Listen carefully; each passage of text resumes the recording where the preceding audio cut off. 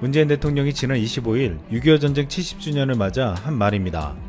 여기서 문 대통령은 전쟁을 겪은 부모 세대와 새로운 70년을 열어갈 후세대 모두에게 평화와 번영의 한반도는 반드시 이루어야 할 책무라고 하면서 우리는 두 번 다시 단 한 뼘의 영토, 영해, 영공도 침탈당하지 않을 것이라고 선언했습니다. 그러면서 이어진 문 대통령의 연설 내용 중에 일본을 긴장시키는 말이 나왔습니다. 우리 민족이 전쟁의 아픔을 겪는 동안 오히려 전쟁 특수를 누린 나라들도 있었다고 말한 것입니다. 많은 전문가들은 6.25 전쟁으로 특수를 누린 나라는 일본을 지목한 것으로 해석했습니다.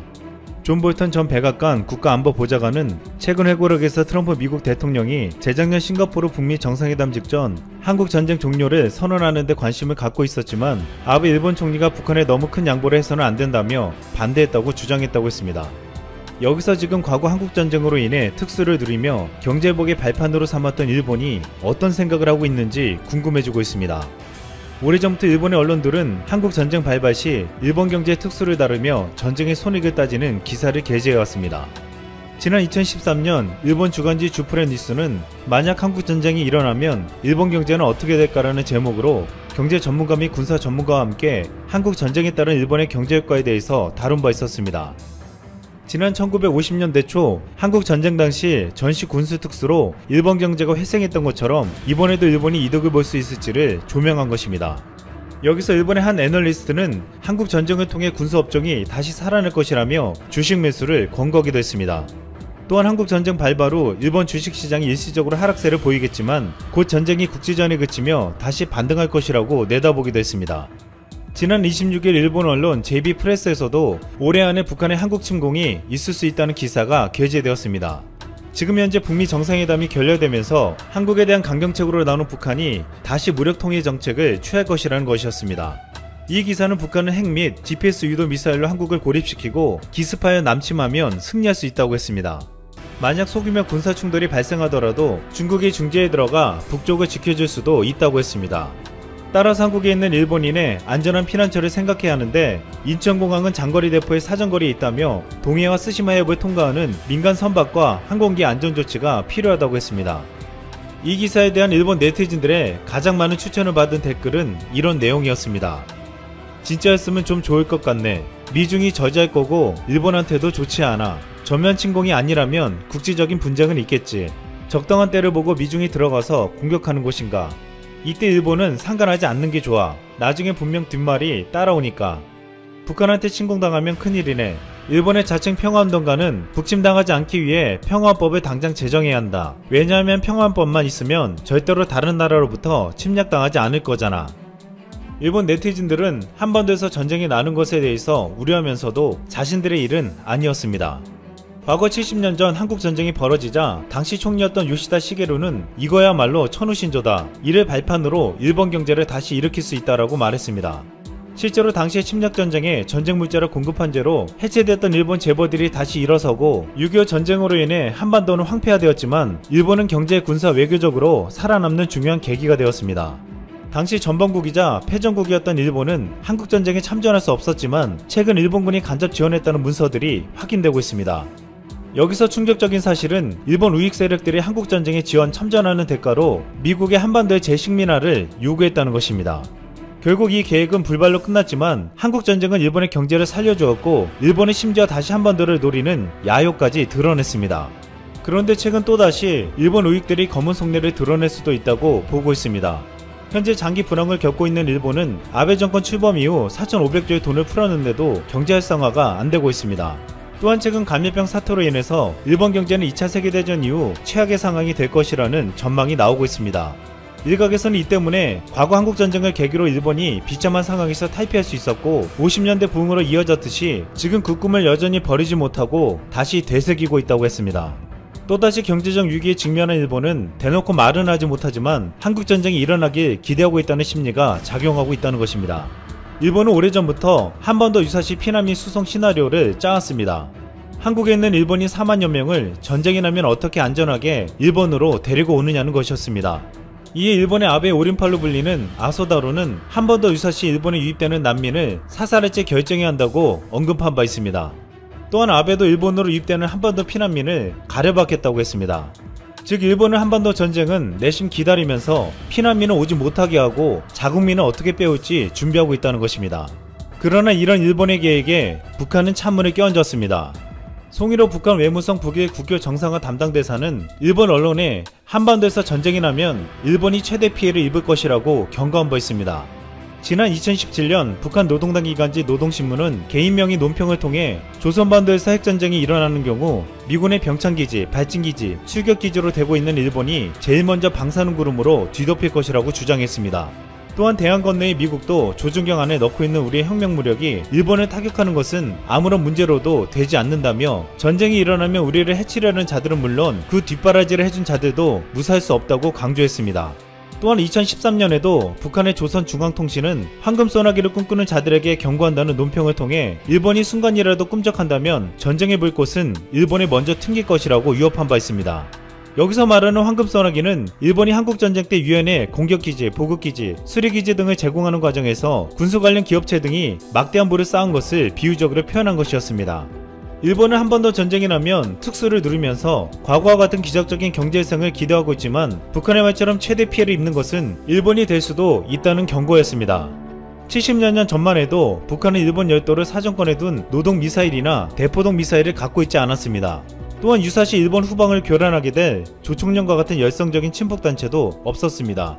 하지만 지금은 사정이 전혀 다르다고 보고 있습니다.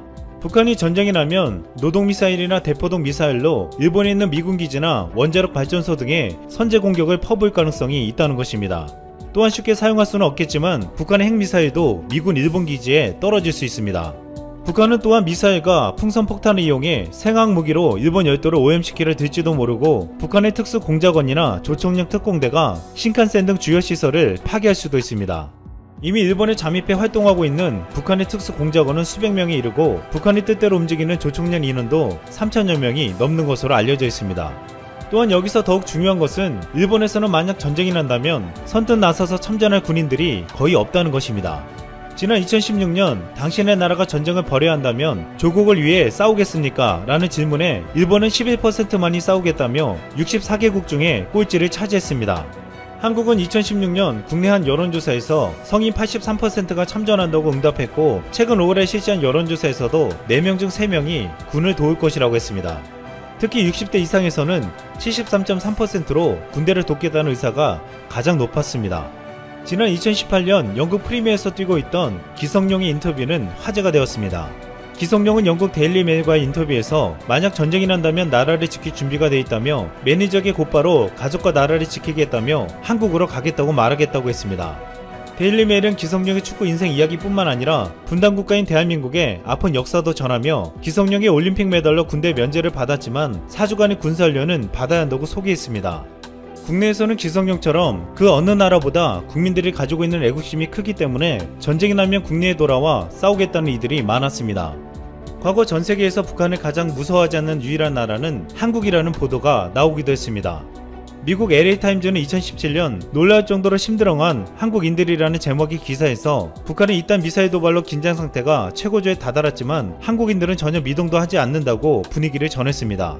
또한 미국 워싱턴 포스트에서 21년간 기자 생활을 한 뒤 한국에 머물렀던 프랭크 아렌스는 한국을 세계에서 북한의 장거리 미사일, 핵무기 등에 대해 전혀 무서워하지 않는 유일한 곳이라고 표현했습니다. 그는 서울은 불과 휴전선으로부터 50km 정도 떨어져 있고 장거리 미사일과 소형화된 핵탄두가 언제 서울을 덮칠지 모르는 상황이라고 지적한 후 한국인들은 그런 전쟁의 위협 속에서도 잘 살아가고 있다고 평가했습니다.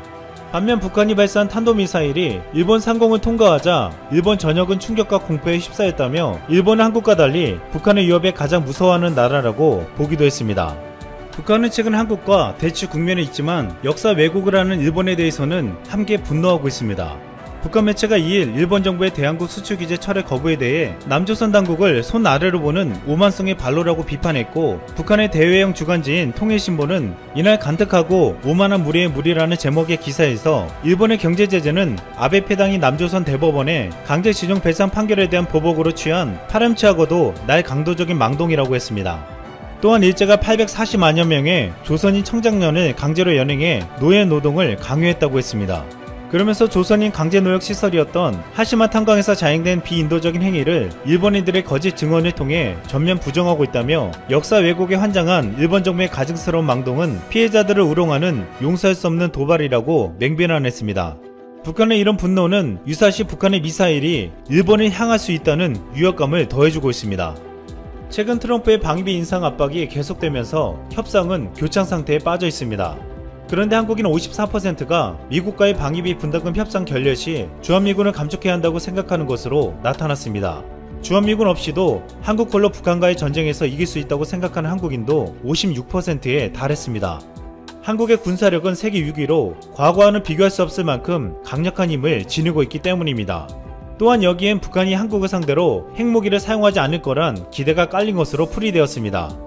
한국은 오랫동안 북한과 대치하면서 불안이나 두려움을 극복하고 이제는 더 큰 힘을 가지려고 하고 있습니다. 또한 우리 국민들은 전쟁이 나면 전쟁에 참전하며 나라를 지키겠다는 애국심으로 가득 차 있습니다. 이 때문에 지금 북한의 미사일을 두려워하는 것은 아직도 역사를 왜곡하며 경제적 이득만 따지고 있는 일본이 될 수밖에 없습니다. 프렘푸시 영상을 다 보시면 오늘도 재밌는 세계 소식을 정리해 푸시뉴스에 올려두었으니 많은 시청 부탁드립니다. 안녕하세요, 프렘푸시입니다. 일본이 오늘 2020년판 외교청서를 발표했습니다. 독도에 대한 도발이나 징용공 문제에 대한 인식은 개판인 것은 여전합니다. 그런데 뜬금없이 한국은 일본의 중요한 이웃이라는 표현이 들어갔습니다. 갑자기 삭제할 때는 한일 갈등을 들먹이더니 왜 갑자기 이 표현을 할까요? 달라진 것은 하나도 없는 상황인데 말입니다. 국가 간의 외교 정책에 관한 중요한 문제를 아베 기분에 따라 없앴다가 조금 상황이 불리하면 슬그머니 집어넣고 하는 장난감으로 아는가 봅니다.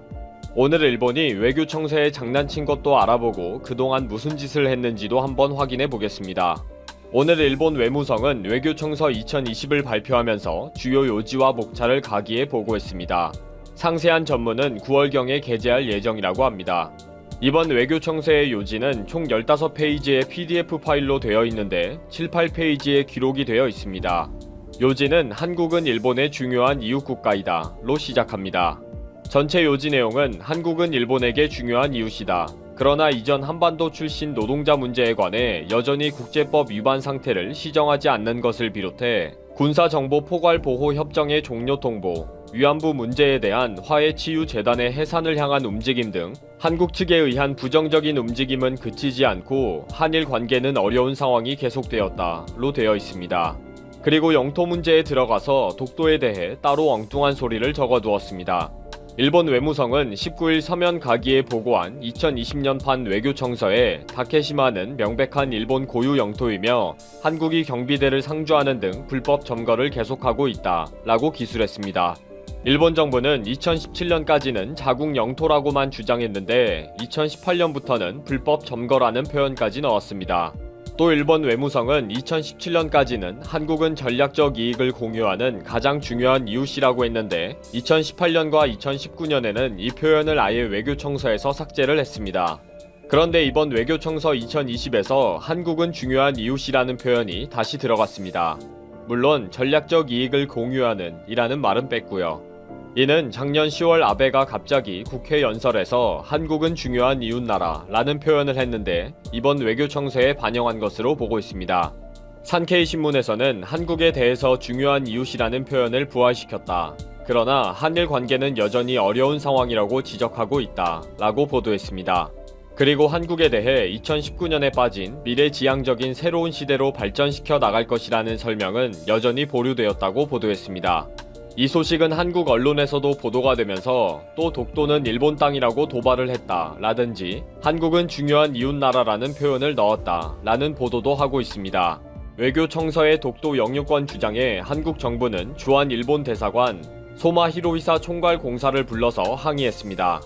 외교부도 역사적, 지리적, 국제법적으로 명백한 우리 고유의 영토인 독도에 대해 부당한 영유권 주장을 되풀이한 것에 대해 강력히 항의하며 즉각 철회를 촉구한다고 밝혔습니다. 외교청서는 1957년부터 매년 발행하고 있는데 작년 2019년에는 첫머리부터 일본군 위안부, 강제징용 피해자 재판, 국제관함식에서의 우길기 개항, 한국 국회의원의 독도 상률, 한국 해군 군함 등 한일 간에 발생하고 있는 굵직한 갈등 현안을 일일이 모두 적시했습니다. 그러면서 한국은 전략적 이익을 공유하는 가장 중요한 이웃나라라는 표현을 뺐습니다. 아베가 기분에 따라서 중요하다, 가장 중요하다, 이웃나라이다, 전략적 이익을 공유한다 라는 말을 넣든지 말든지 간에 한국은 역사의식을 가지고 분명한 책임을 지는 자세가 필요하다는 것에는 변함이 없습니다. 기본도 못하면서 자기들 마음대로 표현을 넣었다가 뺐다가 하든지 말든지는 중요하지 않습니다. 최근 C19 방역에 대한 도움을 요청하는 것도 뻣뻣하게 나가면서 뭘 바라고 뜬금없이 중요한 이웃이라는 표현을 넣었을까요? 정말 외교 청서를 가지고 장난을 치고 있네요. 지금 아베는 C19 대응 국민평가 순위에서 세계 최하위를 차지하고 있습니다. 일본 언론에서 결국 무능력이 숫자로 확인되었다고 보도할 정도입니다. 싱가포르와 프랑스의 리서치 전문회사가 실시한 국민의식 조사인데 중국인들이 시진핑을 86% 지지를 하고 있다는데 할 말은 많지만 넘어갑니다. 한국은 세계 20위이며 C19에 대처하는 정부에 대한 지지는 21%입니다. 일본은 꼴찌이며 5%의 지지를 받고 있습니다. 독보적 꼴찌를 차지한 아베는 어떻게 해서라도 C19를 해결하려는 의지가 강합니다. 당연히 한국에 손을 벌리고 싶겠죠. 아베가 한번 살아보겠다고 아부하는 마음에 중요한 이웃나라라고 하는 것 같은데 콧방귀 뀌고 싶네요. 정신 똑바로 차리고 역사에 책임지라고 말하고 싶습니다. 그리고 외교 청서 가지고 그만 장난치라고도 말하고 싶고요.